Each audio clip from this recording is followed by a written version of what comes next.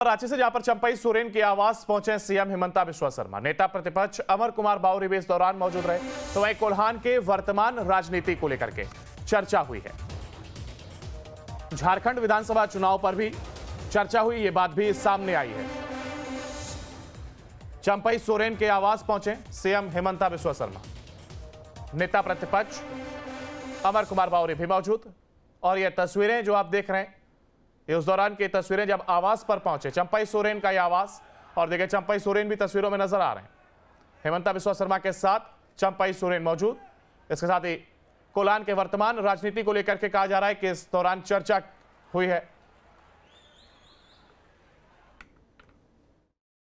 देखिए क्या बयान देते हैं उससे थोड़े हमारा काम रुकेगा। हमारा काम सरायवती आगे ही जाना है। हिमंता जी, आज आपने चंपाईदा से मुलाकात की और काफी देर तक बातचीत भी हुई है, क्या कुछ चीज को लेकर? चंपाईदा कल हमारा पार्टी में मेरा यही था कि एक बार आके शुभकामना दे के जाता हूँ, तो इसीलिए सुबह में आया, गपशप किया। कोई पॉलिटिकल नहीं था, ऐसे ही गपशप किया।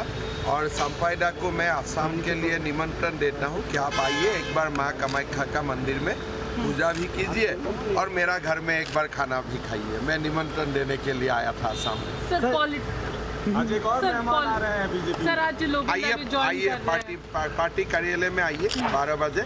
तो यहाँ में मैं जस्ट आज सुबह चंपाईदा का घर में एक ही काम के लिए आया था, चंपाईदा को गुवाहाटी के लिए न्योता देने के लिए। बैठक हुई और इस दौरान कहा जा रहा है कोल्हान को लेकर के चर्चा हुई है। कोल्हान के वर्तमान राजनीति को लेकर के चर्चा हुई। और ज्यादा जानकारी के लिए हमारे साथ हमारे संवाददाता सूरज हमारे साथ जुड़ गए। सूरज, देखिए लगातार ये कहा जा रहा था कि ये जो फैसला है उससे कहीं ना कहीं कोल्हान में कितना मजबूत बीजेपी होती है, और अब वही बात निकलकर सामने आई जब हिमंता बिस्वा शर्मा से मुलाकात होती है और इसके बाद कहा जा रहा है कि कोल्हान को लेकर के चर्चा हुई है। देखिए, आज सुबह चंपई सोरेन के आवास पर टी पॉलिटिक्स हुई और टी पॉलिटिक्स में झारखंड के चुनाव सह प्रभारी हेमंत बिस्वा शर्मा के साथ नेता प्रतिपक्ष अमर कुमार बावरी मौजूद थे। तकरीबन 2 से ढाई घंटे तक ये टी पॉलिटिक्स चली और इसमें कोल्हान के जो परिवेश है, कोल्हान की राजनीति को लेकर कई विषयों पर चर्चा हुई। इसके अलावा और ऐसे कई मुद्दे थे, उन मुद्दों को लेकर चंपई सोरेन ने दोनों नेताओं के बीच साझा भी किया है और लगभग 2-2.5 घंटे की इनकी मुलाकातें हुई है। लेकिन इन मुलाकात के बाद जब हेमंत बिस्वा शर्मा जब चंपई सोरेन के घर से जब बाहर वो निकलते हैं, जब मीडिया वालों ने उनसे सवाल करी कि भाई ये 2-2.5 घंटे में आपकी क्या बातें हुई, तो चंपई सोरेन को लेकर हेमंत बिस्वा शर्मा ने साफ कहा कि मैं चंपई सोरेन को गुवाहाटी आमंत्रित किया हूँ, वहां पे माँ कामाख्या के मंदिर में वो पूजा करेंगे, इसके अलावा मेरे घर में वो भोजन करेंगे। तो उनके तरफ से ये लाइन थी। लेकिन वास्तविकता ये थी कि लगभग 2-2.5 घंटे के बीच में कोल्हान की जो परिवेश है, कोल्हान की राजनीति है और कोल्हान में किस तरह से भाजपा सेंधमारी करेगी और क्या कुछ हो सकते हैं, तमाम विषयों पर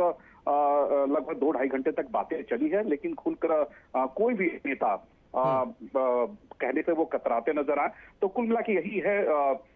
बिल्कुल, देखिए ये जो सामने समझ में आ रहा है वो तो ये, लेकिन एक जो मैं आभास कर पा रहा हूं कि क्या ये एक रणनीति बनाने की कोशिश है कि देखिए जब चंपई सोरेन बीजेपी में आते हैं तो कहीं ना कहीं ये कहा जाता है कि जो पहले से आदिवासी समुदाय के नेता हैं या फिर कहें कि जो पहले से पार्टी में शामिल हुए हैं, चाहे वो अर्जुन मुंडा हो या फिर बाबूलाल मरांडी हो, तो कहीं ना कहीं विरोधाभास किसी प्रकार का ना हो, इस बैठक में इसको लेकर के भी चर्चा हुई होगी।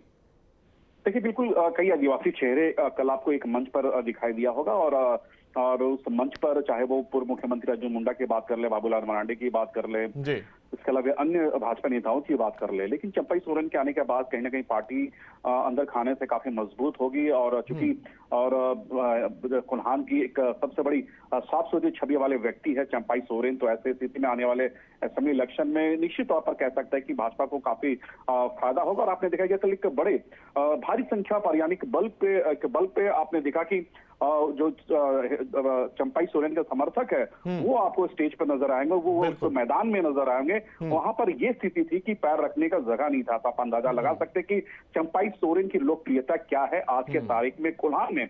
लेकिन चंपई की ज्वाइन करने के बाद कहीं ना कहीं झामुमो भी पूरी तरह से कह सकते हैं कि अंदर खाने में भी एक अलग सी राजनीति शुरू हो गई है, क्योंकि कई तरह के आरोप प्रत्यारोप का भी दौर शुरू है। भाजपा को बिल्कुल, कई झामुमो तरह भी एक के आरोप राजनीतिक लगा पार्टी है रहे और हैं। वो अपनी तैयारी बिल्कुल करेगी और रामदास सोरेन को लाकर के उन्होंने कहीं ना कहीं इसको साबित भी किया। और जैसा आपने लोकप्रियता का बात करा चंपाई सोरेन की, तो कहीं ना कहीं इसको बीजेपी भुनाने की कोशिश कर रही है। हालांकि अब दोनों ही पार्टियां इसका मुबिस्कौन कितना कामयाब होता दिखाई देता है इस चुनाव में, ये तो अभी आने वाले कुछ महीनों में स्पष्ट हो जाएगा।